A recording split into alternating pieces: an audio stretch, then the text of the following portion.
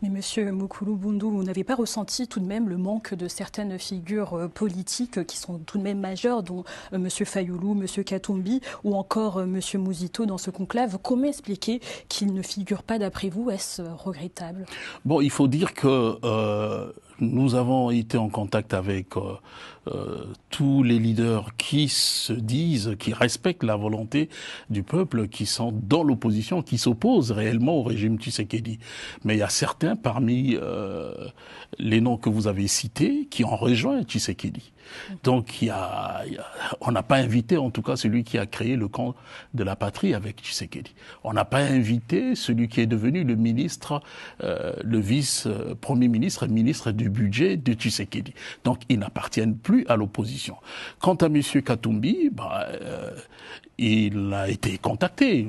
Nous étions dans les tractations lorsqu'on a commencé l'idée de nous réunir quelque part en Afrique.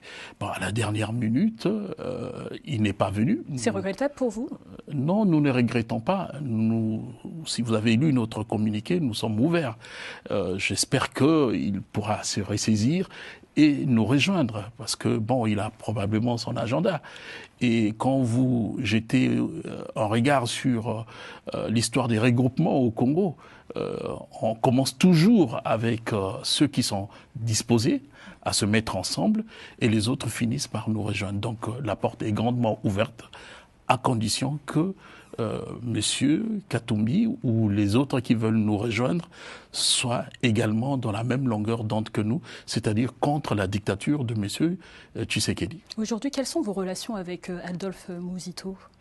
Non, il n'y a plus de relations politiquement. Ce qui nous avait unis, c'était les aspects politiques, donc idéologiques, mais force est de constater que lui et son organisation politique ont rejoint le camp de ceux qui sont arrivés au pouvoir par la fraude électorale, et ce qui est une antithèse. Pour nous, c'est l'antithèse de la vision de Patrice Emery Lumumba. Ils ont prétendu suivre la voie de Patrice Emery Lumumba, mais pour ceux qui connaissent l'histoire de notre pays, les gens qui dirigent actuellement le Congo sont les descendants de ceux qui ont conduit Patrice Emery Lumumba à la mort et qui ont régné pendant presque 32 ans à la tête de notre pays, qui avaient instauré un système dictatorial.